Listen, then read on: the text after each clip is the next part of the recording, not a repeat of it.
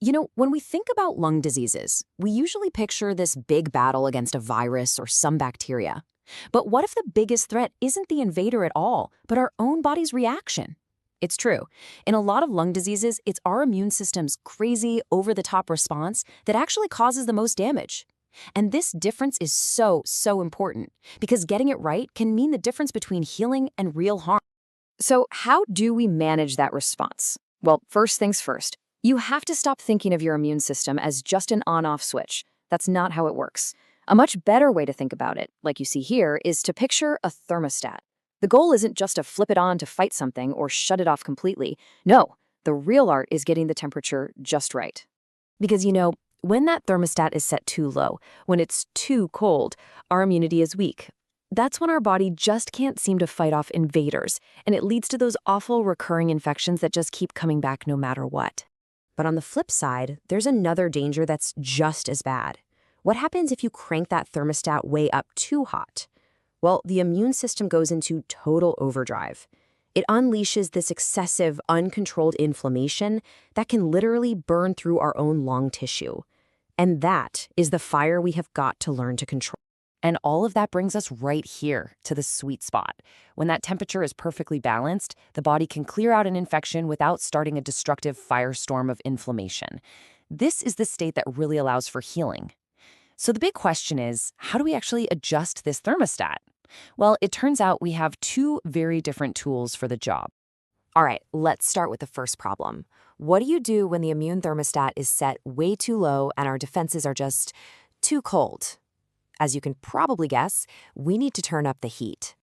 And that is the job of immunostimulants. I mean, the name says it all, right? They stimulate our immune response.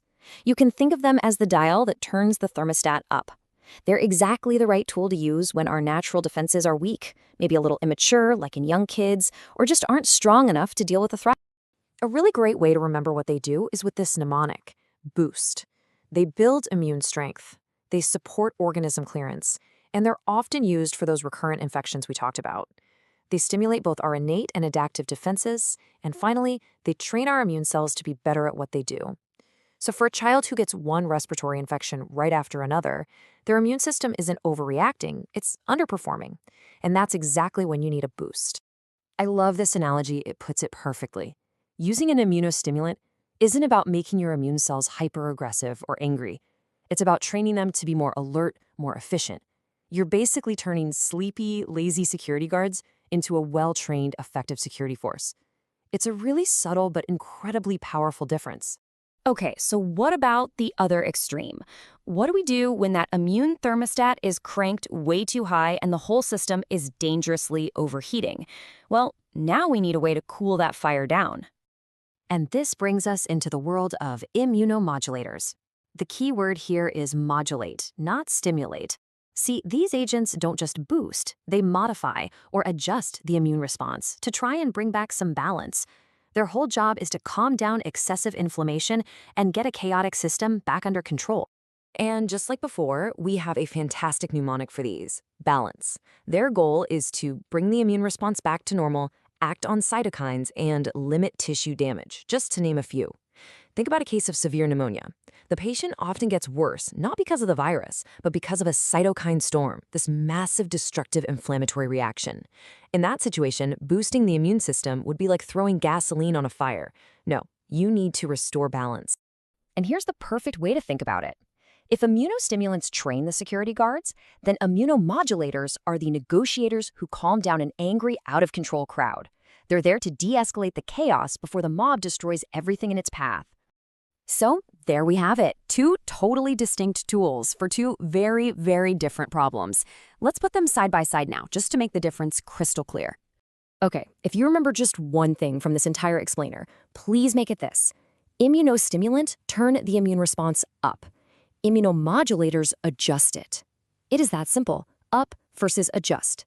This is your absolute key takeaway for telling them apart in a split second.